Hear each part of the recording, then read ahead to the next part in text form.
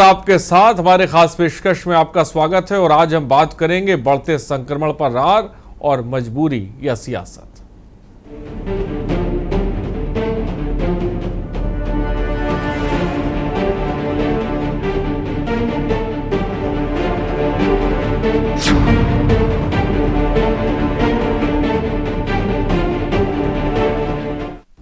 देश में तेजी से बढ़ रहा कोरोना का ग्राफ। यूपी में कोरोना ने तोड़ा रिकॉर्ड। 24 घंटे में 8,490 कोरोना के नए मामले सामने आए हैं। पक्ष और विपक्ष अपनी अपनी कहानी कहने में लगा है। तमाम राजनीतिक दल सरकार पर हमलावर हैं। संक्रमण को ठीक से हैंडल नहीं कर रही है सरकार। सरकार का पलटवार, विपक्ष लगा रहा गलत इल्जाम। जी हाँ, आपको बता दें, कोरोना संक्रमण का जो मामला है वो लगातार रफ्तार पकड़ रहा है। रिपोर्ट देखिए।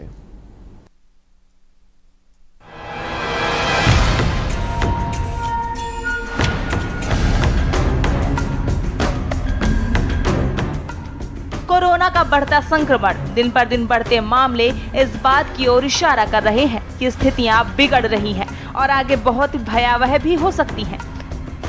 राजधानी लखनऊ में टूटा है रिकॉर्ड। एक दिन में 1,333 नए केस सामने आए हैं।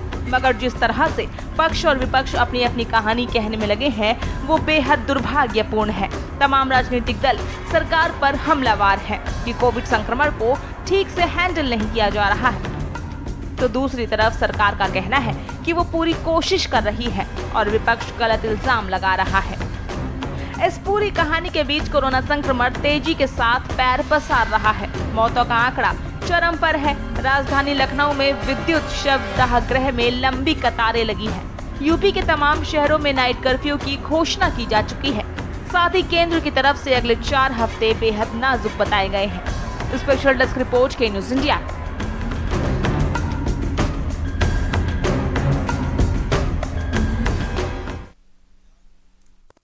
तो संक्रमण रफ्तार पकड़ रहा है, जैसा कि आप जानते हैं। 24 घंटे में जिसे कह सकते हैं वो 1 लाख से ज़्यादा मामले सामने आ रहे हैं। वहीं इस पर जमकर भी सियासत देखने को मिल रही है। पक्ष और विपक्ष जो है अपना इस पे बात रख रहा है, लेकिन सबसे बड़ी बात यह है कि ये जो मौजूदा स्थिति बनती जा रही है इससे निपटा कैसे जाए। तमाम तरह की बातें, तमाम तरह के सवाल एक तरफ हैं, लेकिन इस बीच हमारे साथ गेस्ट भी जुड़ रहे हैं चर्चा करने के लिए। हमारे साथ प्रोफेसर एसपी तिवारी साहब जुड़ गए। प्रोफेसर साहब, मेरी आवाज़ आप तक पहुंच रही, बहुत बहुत स्वागत है आपका। और साथ ही साथ दिलीप यशवर्धन है, सामाजिक कार्यकर्ता हैं, ये भी इस वक्त हमारे साथ जुड़ गए। दिलीप जी, बहुत बहुत स्वागत है आपका। दिलीप जी, एक तरफ तो संक्रमण पर जिसे कह सकते हैं बढ़ रहा है, दूसरी तरफ इसको देखकर हम ये भी देख रहे हैं कि इसको लेकर जमकर सियासत भी जिसे कह सकते हो रही है। सबसे पहले क्या कहेंगे आप? हरीश जी, सियासत अपनी जगह पर है, सियासी पार्टियां सियासत करती है, लेकिन सत्यता आज की इस वक्त में यही है कि कोरोना का संक्रमण बहुत ज्यादा बढ़ रहा है और केसेस बहुत ज्यादा आ रहे हैं अनडाउटली। और इस बार जो मोर्टेलिटी रेट है, जो डेथ रेट है, वो पहले के कंपैरिजन में कहीं ज्यादा है। मैं व्यक्तिगत रूप से कई लोगों को जानता हूं जिनकी इस कोरोना की वजह से डेथ हो गई है। और इस समय सरकार को बहुत एहतियात बरतने की जरूरत है और सरकार के साथ साथ पब्लिक को भी बहुत ज्यादा एहतियात बरतने की जरूरत है। सरकार क्या करती है, क्या नहीं करती है। बहुत सारे लोग इस बात का इल्जाम लगा रहे हैं कि सरकार रैलियां कर रही है, सरकार इलेक्शन करा रही है। ठीक है, सरकार करा रही है, वो गलत है, मैं उसको गलत कहता हूं, लेकिन इसकी वजह से आप गलती करें ये कहीं से समझदारी का विषय नहीं होगा। आपको अपनी सुरक्षा स्वयं बरतनी है। सरकार के भरोसे मत बैठिए, अस्पताल के भरोसे मत बैठिए। कोरोना आपके शरीर में घुसेगा, आपके परिवार को नुकसान करेगा, आपको नुकसान करेगा, तो आपको अपनी सुरक्षा लेनी है। आप राजनीतिक पार्टियों की कोई बात ना माने।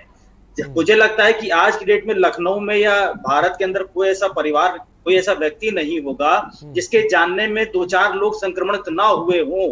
तो बेहतर यह है कि आप अपनी सुरक्षा स्वयं करिए। आप सरकार की गाइडलाइंस का भरोसा मत करिए, सरकार के व्यवस्थाओं का भरोसा मत करिए, विपक्ष की बातों का भी भरोसा मत करिए, क्योंकि उनकी बातों में सच्चाई चाहे जितनी हो, लेकिन राजनीतिक कहीं ना कहीं आती जरूर है।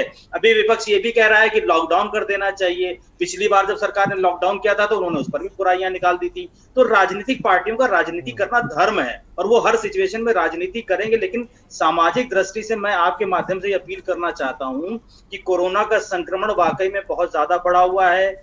ये जो स्ट्रेन है ये पहले वाले से कहीं ज्यादा खतरनाक है। ऐसा भी देखने में आ रहा है कि ये सीधे लंग्स को इन्फेक्ट कर रहा है। मैंने 3 दिन पहले अपना बहुत खास दोस्त इसी संक्रमण में खोया है, जिंदगी खत्म हो गई है उनकी। मैं खुद इस समय क्वारंटाइन हूं और मेरे जानने में कम से कम 25 लोग हैं जो इस समय कोरोना से संक्रमित हैं। और लखनऊ के भैंसा कुंड घाट पर मैंने अपनी आंखों से देखा है जिस तरीके से लाशें वहां पर आ रही हैं, और सिर्फ कोरोना संक्रमित वाली लाशें आ रही जिनको इलेक्ट्रिक दाह संस्कार जिनका किया जा रहा है। तो ये भयावह सत्य है कि इस बार का कोरोना बहुत ज्यादा खतरनाक है। आपके चैनल के माध्यम से मैं लोगों से अपील कर रहा हूं कि अपनी सुरक्षा स्वयं करिए। सरकार क्या कर रही है, राजनीतिक पार्टियां क्या कर रही हैं, विपक्षी पार्टियां क्या कर रही हैं, उस पर ध्यान मत दीजिए। जितनी ज्यादा आप एहतियात बरत सकते हैं वो एहतियात बरतिए, आपकी सुरक्षा के लिए और आपकी ही भविष्य के लिए।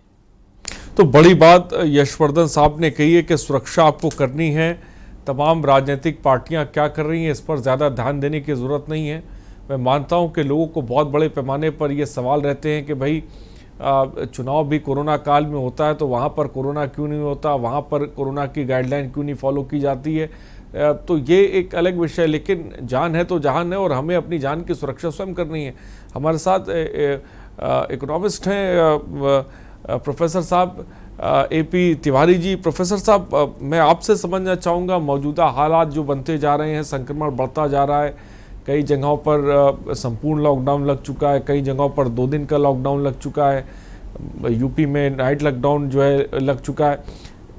ये मौजूदा वक्त में जो स्थिति बन के सामने आ रही है, इकोनॉमिक तौर पर ये कितना असर जो है हमारी ज़िंदगी पर डालने वाला है, आगे का समय आने वाला है? देखिए, यदि हम कोरोना के पहले दौर को देखें तो उसका जो अर्थव्यवस्था पर खराब असर दिखा वो GDP की ग्रोथ रेट लगभग 7.5% से खिसक गई, ऋणात्मक दर रही, जो राष्ट्रीय विकास की दर कह सकते हैं।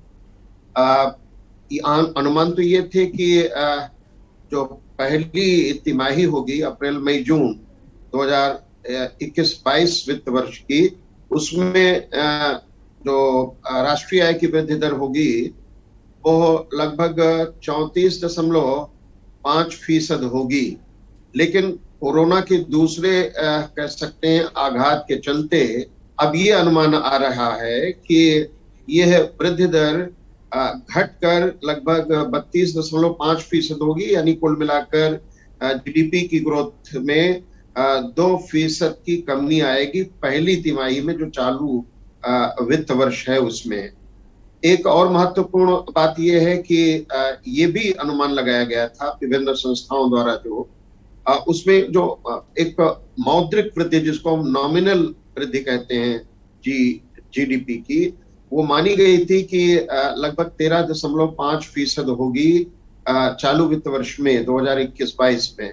लेकिन कोरोना का झटका लगने के बाद अब ये अनुमान सही दिखता है कि यह वृद्धि दर घटकर 12.2% हो जाएगी।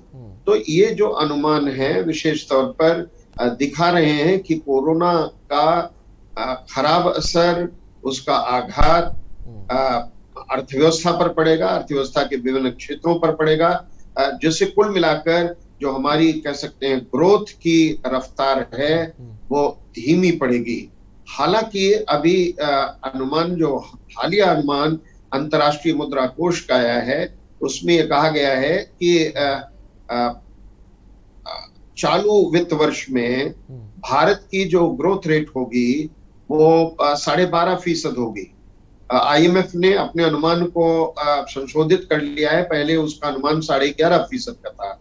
ऐसे में 1% और अधिक ग्रोथ के बढ़ने का अनुमान लगाया गया है। दूसरी छोर पर अगर विश्व बैंक के अनुमान को देखें तो विश्व बैंक का अनुमान ये बताता है कि 7 से 12.5% की ग्रोथ रेट मौजूदा वित्त वर्ष में हो सकती है। इसके अलावा भारतीय रिजर्व बैंक का अनुमान है कि मैं आऊंगा आपके पास, थोड़ा सा ब्रेक का वक्त हो चला है प्रोफेसर साहब। फिलहाल आपने देखा कि क्योंकि कोरोना काल चल रहा है, संक्रमण के मामले बढ़ रहे हैं, बहुत बड़ी तादाद में लोगों के वैसे ही धंधे जो हैं चौपट पड़े हुए हैं, बड़ी तादाद में लोग बेरोजगार हुए हैं, लेकिन इन सब के बीच हम तमाम चीज़ों में राजनीति भी जम के देख रहे हैं। फिलहाल यहाँ पर रुकते हैं, छोटे से ब्रेक के लिए हम जल्द हाजिर होंगे।